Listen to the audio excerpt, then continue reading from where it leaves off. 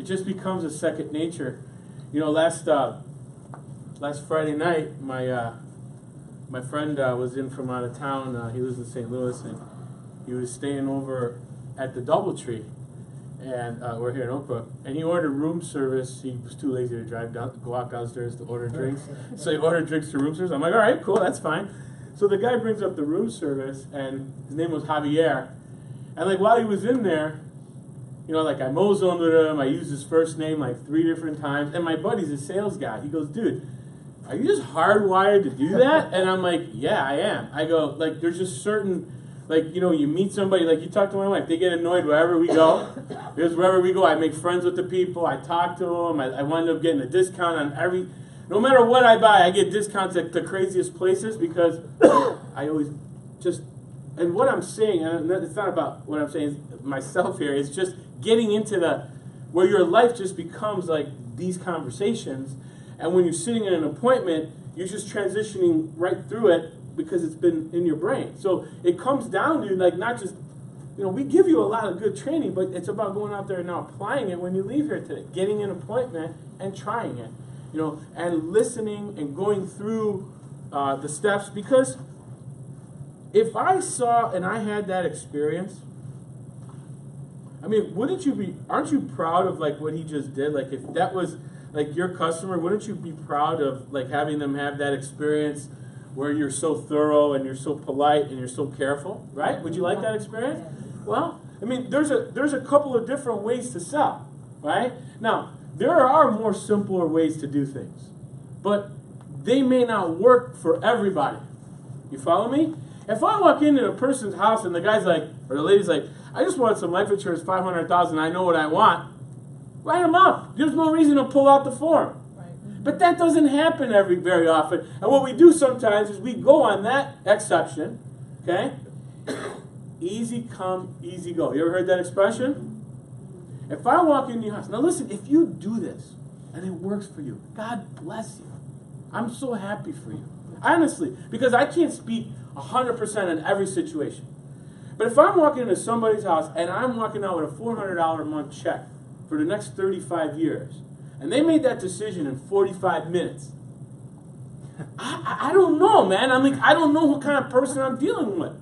Because if they can make the decision that fast, the first thing that comes up, they'll drop it too. That's my experience. Maybe yours isn't that way.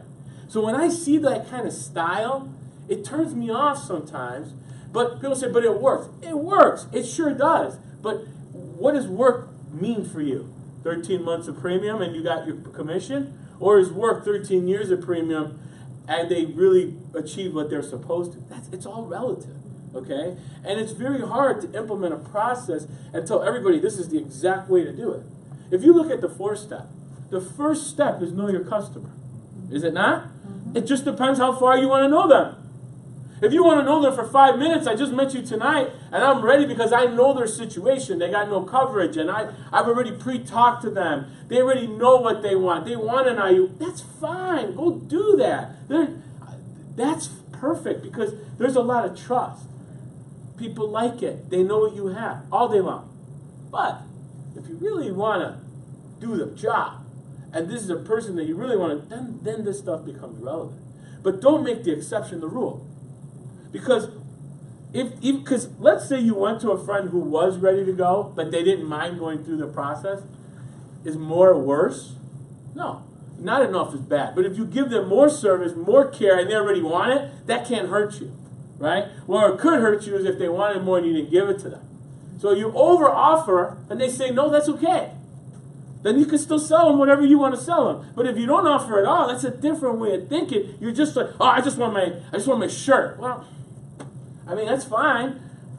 It's great. It works. But persistency catches up to you eventually. Don't always believe the stuff that, you know, the only place I look is the leader's book. I don't look anywhere else. I don't listen to Talking. I don't look at GroupMe. I don't give a crap about Facebook. I look at it all, but I don't believe anything I see. The only thing I believe is what I see on the leader's book. That's me. You want to do it a different way? You do whatever you want to do it, okay? I'm just telling you what works and what doesn't work. Okay, so let me just transition. I want to wrap this up here in a few minutes. This meeting, I think, Do you think we provide value? Yes. Do you like this meeting? Yes. Yes. I do too.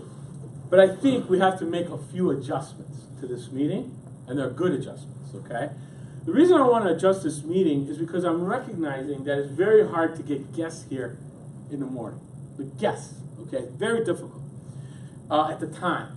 So I thought, if we just switch things around just a little tiny bit and make a couple of adjustments. So this will not take effect this week. It'll take effect 2 weeks. So I think 2 weeks from today, is that May 1st?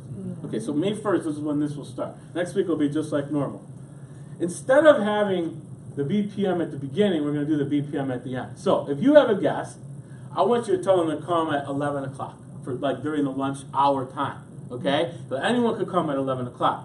But what we're going to do is we're going to have a business meeting like normal business people do in the morning at 9:30. Okay? So at 9:30, instead of having a manager's meeting, and we're not planning it, the meeting will be planned. At 9:30, you just walk right in here. There's no mozone, there's no music. You just walk in here. We're kicking off our week like business people kick off their week in the office. You follow me? Right. It's going to be the same value as before, but instead of trying to cover 3 topics a week, we're just going to try to stick to 2 subjects. Okay? So we're going to go 90 minutes. We're going to get you done at 11.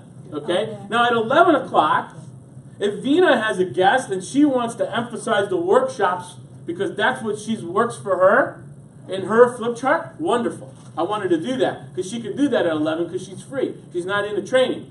If Todd wants to emphasize alpha in his BPM because that's what his guest, then that's what he does. So you can be whatever you want to do for the BPM. Now, if we got a couple of guests and we want to put them together in the same room, we can do that too. But we'll discuss that in our business meeting. Does that make sense?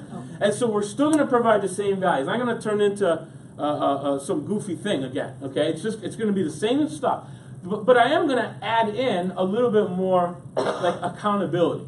Okay, so what I mean by that is, like the last couple of weeks, we did a where we entered in our numbers, every week, right? Business people measure their numbers. Well, these were the people that reported, and this is what you wound up reporting to me at the end of March. I mean, we had last week. So this is the March total results, right? This is what people committed to. This is what they actually got on the recruiting side. This is what their personal commitment was, and this is what we actually received, all right? So when you walk in here on Mondays, all right, what we're going to have is we're going to have the iPad out, okay? And on that iPad,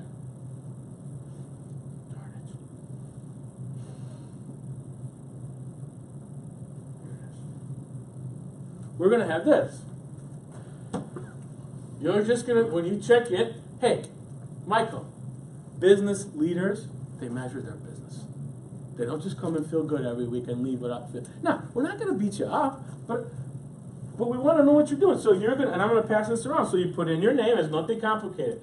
What's your personal commitment, your personal member result, your personal points, and your personal result? It's really simple, 4 numbers. I'm passing it around now, okay? So everybody, please fill it out. But I want to recognize the people from last month that had a good performance, all right? We had, let's see, let's go with people like Robert. He had over 8,000 points last month.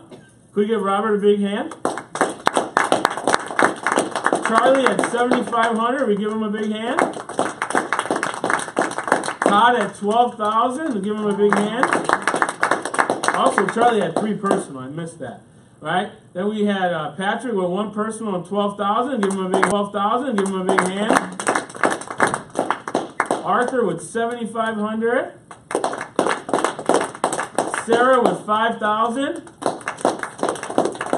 Sadia with 9,200. And 1 member.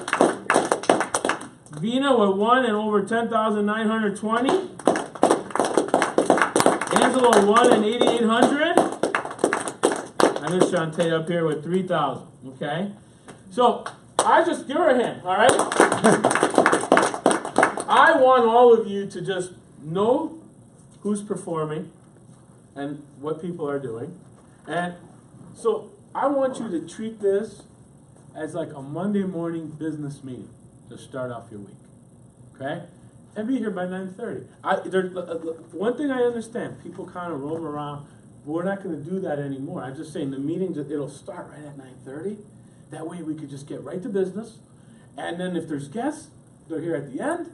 And you could get out of here an hour earlier. It's just everything's much easier. And I'm still being kind with 9:30 because I'm giving you an hour, a half hour. I'm not too crazy at traffic. All right. So you know, we can definitely go to 9 if you guys want, but I think 9:30 is a good start. The other thing I wanted to mention to all of you guys is next Thursday. You want to pull that up?